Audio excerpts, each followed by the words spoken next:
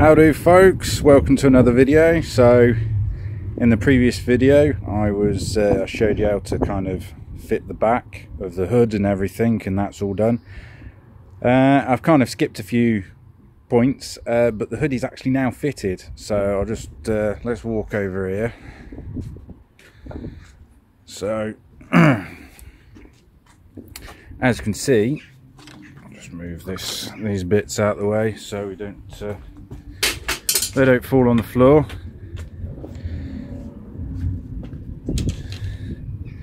Now if you can hear any music, come on phone, if you can hear any music, it's download weekend this weekend.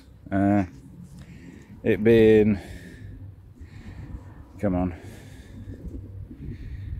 phone, no you're not gonna, no, well it's the 9th of June, so if you hear any music in the distance, that's download cracking on. So wish I was there, but couldn't afford it, and I'm here fixing this instead. So right, enough waffling. So the hood is now on, it's all glued up and everything. So you want to do that when this is over the top there, kind of on there. Glued it on, left it to cure. Fits all tickety-boo. So once you've done that, if you can see under here, just under this metal bracket, there's the leather there, so it goes across this edge. Once that's cured, you need to put this rubber seal on. This just basically fits between this and the top of the roof to give it a nice waterproof seal. So, and the way that fits is you got this nice long bit of rubber, ooh, and then underneath you've got this metal strip. It's kind of curved. Now one edge of it feeds into this groove here. It feeds into there, kind of thing, into that groove, and then all you do is with the top over there, you just have to go along and just poke some holes through, and then divvy some rivets in, and that holds that in. Now you're probably thinking, what holds this bit? Because with the roof on, you can see this and you can see that, and it just looks naff. So, and what I was doing just is this bit of plastic trim. So this bit of plastic trim slots. So you got this groove here, ooh, and then that just slots into that like so, and you need to give that a bit of a shimmy underneath. It's very difficult to do with one hand, and it kind of needs a bit more fettling. Yeah, so it fits into that groove there. And bloody hell, come on, oh get in there, you pigging swine. So yeah, fits in kind of like that. I just need to kind of mooch this underneath there, and then once it's all up, at the moment the holes are not lining up because it needs to go over that way just a tad. But that gives you the idea that once that's fitted, that's on there. And then what you use is some of these. So you got these clips, these are off the car originally, and then these just push in, and you can use, I've bought some of these are bumper cover clips for Ford and Chrysler that have little things if you fancy, you know, a bit more fancy. But get you some of these, they should suffice. So let me just jiggle pokery in that, and I'll put the camera down, put the things in, and I'll show you just in a second what I mean. Alright, I just had to use the old pry bar 96000 just to this was going a bit difficult, ignore that, and basically the metal bracket underneath here was being a bit of a, it was rather tight there, so I just used that and just gave it a bit of a jiggle, and there we go. So all the holes are nicely lined up, the rubber trim is underneath. So next step is to get these boys, and that's it. So you got one there,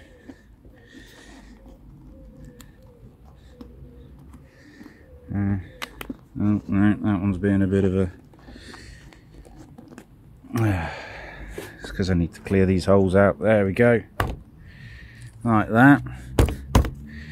If needs be, use the end of the, there we go, just to give them that. So just get a didgeridoo, or best known as a screwdriver, and just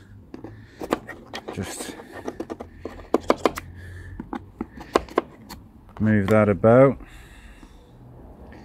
Get your clip. You should be able to just carefully. Oh no. There we go. That one's in. And then swap hands because my other hand's getting tired. And then, like I say, just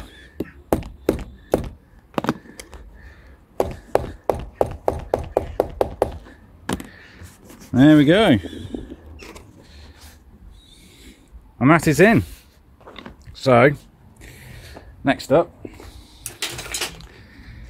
and that is pretty much the final part of this bit with the hood all done. So now I'm going to, you can see the hood's fully retracted back. So now I'm going to oik it over, connect it up, and give you a final twirl and a walk round with it.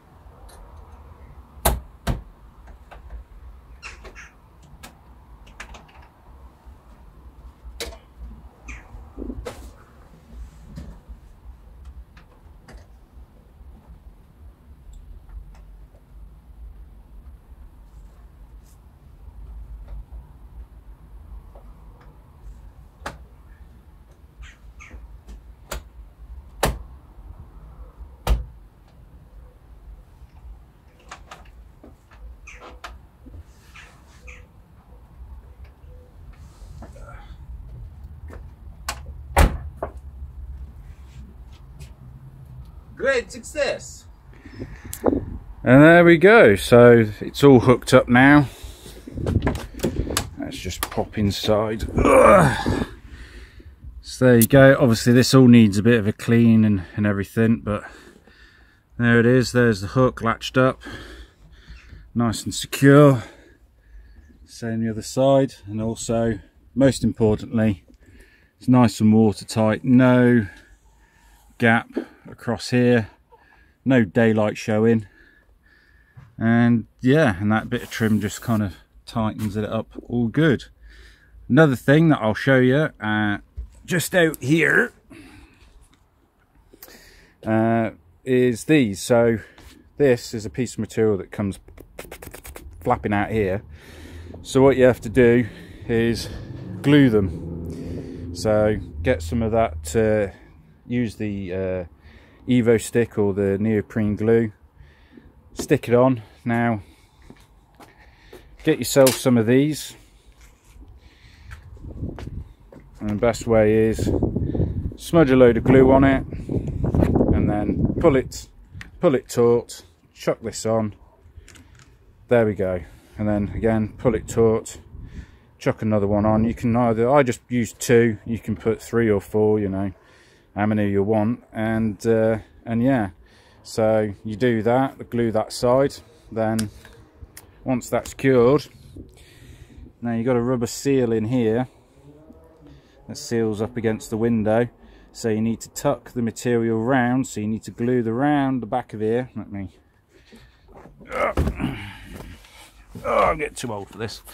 So yeah, so Here's the material all glued in, and it glues in, and then you have to take this rubber seal out and it glues in round, and then this rubber seal here pinches the rest of it, and that is pretty much job's a good one. And then the final test, yeah, manual windows, no electric here, less to go wrong, and there we go. So that's the window all sealed up, and there we go. Looks all really nice. Yeah, no water's going to get through there. These are the kind of trim brackets. Ignore them for the time being, because that's the old one anyway. I need to get some new ones. Now when I bought these, as you can see there, that hole there is what's drilled, and so's that one. Well, it kind of needed to be there in order for this to sit. It's not quite sitting right, but it's in the right place. The other side's better. So I've had to drill another hole. That one I'll just fill up with some epoxy resin or something in black and call it a day. Just waiting on for some new nuts for here. So got a pop rivet there. I need to change that to a pop rivet. So if I show you this side's gone a lot better. It's tucking down there a bit, but yeah, there you go. So nice in line, sits there. This side's a lot better and cleaner. Done. So what's left to do? In a CV boot, not looking forward to that. Badges, I've ordered some. I've got the old ones, but I've ordered some brand new ones, reproductions, for I think 28 quid. So they'll go on. And yeah, and pretty much.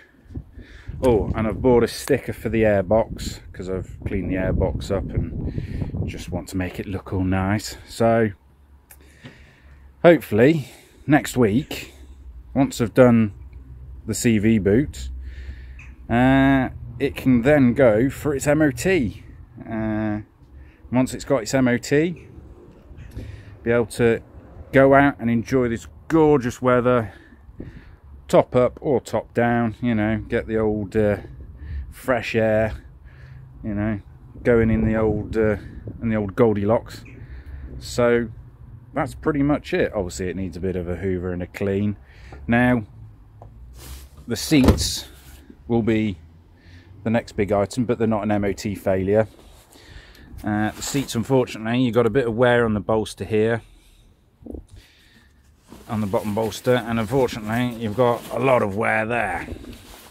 Yeah, not pretty. So I've got a solution for that. It doesn't involve buying brand new covers. Now you can buy brand new seat covers from La France in different specs. You can either just buy the front set or front and rear. Front set's about 580 odd quid. Front and rear set without the foam padding is about 800 and something. So that's going to be for another time, but until then we'll just, there we go, mint. So I'm going to leave the video there for now, and it's all sorted. Next video I'll do is when I'm doing the MOT, or when I'm doing, sorry, the CV boot. I'll probably film that and see how much I'm going to struggle with that. So until next time, folks, if you like this kind of video, give it a thumbs up or a thumbs down. And until next time, tidy bar.